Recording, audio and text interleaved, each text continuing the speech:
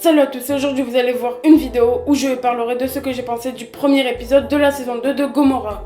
En premier plan, je vais vous parler de mon avis sur l'épisode en général sans spoiler, puis à partir d'un certain moment, je ferai une critique scène par scène avec spoil. Personnellement, j'ai trouvé cet épisode à la lignée des précédents, même s'il était un peu plus lent que certains. La folie et la traîtrise de Chiro sont toujours aussi bien représentées par son acteur qu'est Marco D'Amore. Ce dernier est irréprochable en son rôle. Le scénario est toujours aussi intéressant sans devenir compliqué comme le sont certains films du genre. A partir de maintenant, je vais spoiler, donc si vous n'avez pas vu l'épisode 1, je vous conseille de partir. L'épisode commence avec un gros plan sur Jenny qui est sur un brancard pendant que des infirmiers tentent de le ranimer.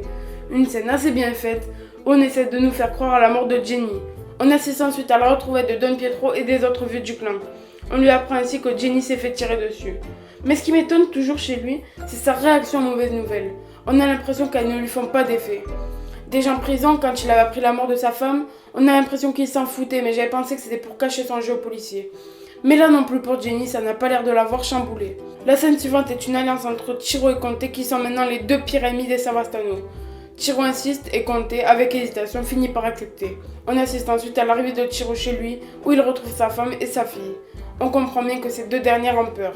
Peur qu'il y ait un autre règlement de compte contre Chiro ou un autre truc. Chiro, lui, n'est pas là pour les rassurer. Au contraire, on le voit compter ses billets sans s'inquiéter. La première scène d'action du film vient quelques minutes plus tard avec le braquage d'une sorte de coffre-fort. En effet, la série n'aura pas tardé pour nous montrer un autre mauvais coup de Chiro. Après le braquage, il tue les otages du bâtiment sans pitié.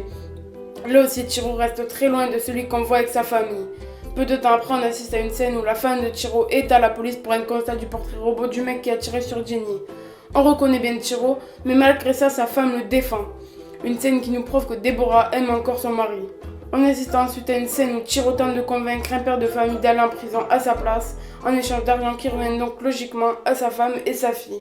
On comprend que ce père de famille est innocent et est dans le déficit.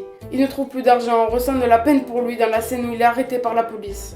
Un retour du côté de Don Pietro ensuite, où on le revoit digne des premiers épisodes de la saison 1. Il se rase et livre ensuite ses premières paroles à ses alliés du clan.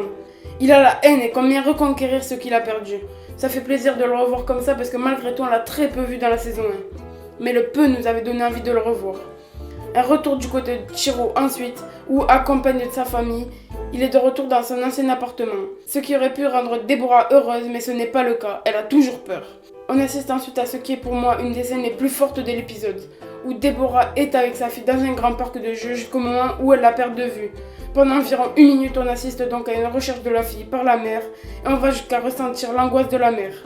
La musique y joue évidemment un grand rôle. La mère finit tout de même par la retrouver. La haine du clan Savastano se manifeste ensuite par la cueillette de toutes sources de munitions, même moindres, dans un snack qui cache aussi des armes. Quand ils arrivent là-bas, ils apprennent que toutes les armes ont été dévalisées.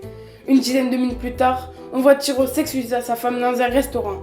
On a l'impression qu'il a des remords, qu'il regrette tout ça. Mais lorsque Deborah commence à s'énerver contre lui, il l'emmène sur la plage pour l'étrangler et la tuer. Là aussi une scène très forte et c'est celle qui représente le mieux la folie de Chiro. Il la brûle ensuite pour qu'il n'y ait plus trace de sa mort. On apprend alors à la toute fin de l'épisode que Jenny va s'en sortir.